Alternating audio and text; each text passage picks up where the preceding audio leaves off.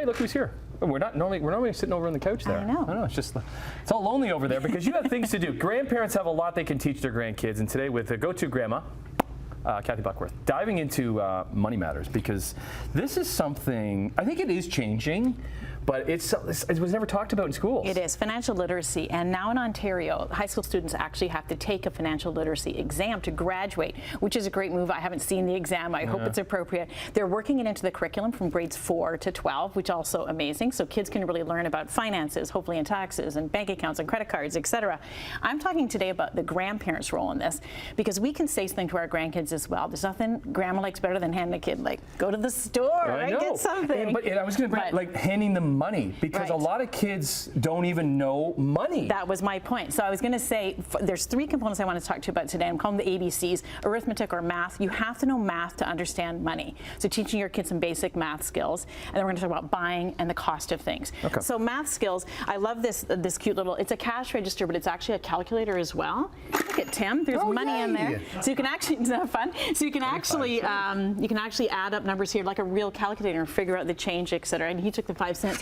There's a credit card here, a little fake credit card, which is so cute, because nowadays, of course, we're just paying for things with our phone, or just tapping a phone, or paying online. Kids don't see the transaction. Credit card is a big one. And do the math, when kids get the credit card for the first time, it's like, whoa, free money! Free money, how does that work? Exactly, right? So it's important to teach them that is money, to show them going in and out, and there's some little cash in here. We also want to I'll put the 25 cents back I took. We also want to teach the importance of savings, of course, and this is just a visual representation, but kids love actual coins and money and putting it in a piggy bank and saving up for something. So the concept of saving is something that a lot of adults still don't understand, and it's hard to save, don't get me wrong. It's really tough right now, but teaching kids those basics to begin with. You want something, we save up some money for that. So maybe when grandma or granddad is giving them a bit of cash, maybe put it in a little savings instead. So here's a little bit to spend, here's a little bit to save. And even to like work towards something. What do you want to buy yourself? And then when you're buying it when they buy it with their own money, it feels like they've achieved something. Real money. Yeah. And because we talked just a bit about, they don't see money being spent, it's important to teach them walking into a store with actual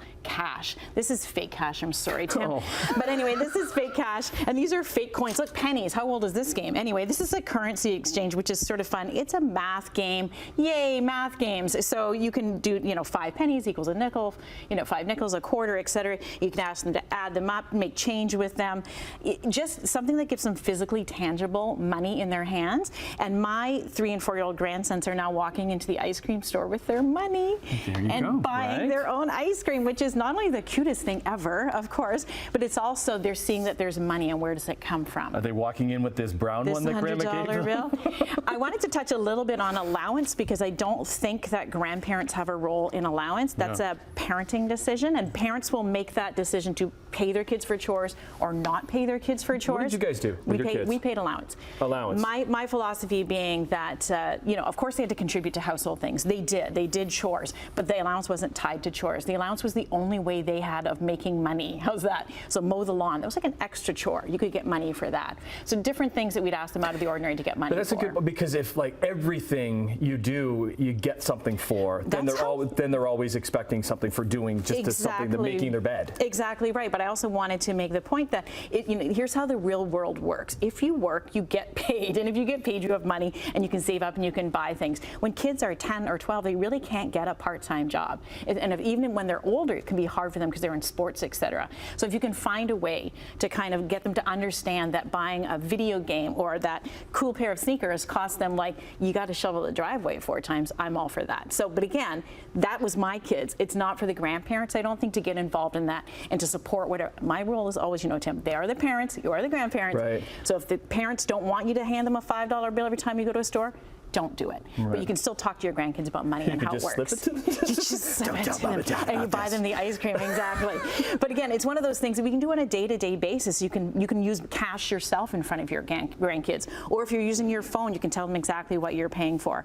And I was going to bring a money gun in for you. Oh, you so were? You could do it, but I thought that's not a good financial lesson from Grandma.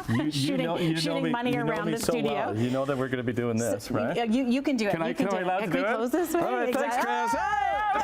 All right, we'll see you tomorrow. Where's the brown ones? Where's the brown? You can go to my website for more tips. How's that? Without him.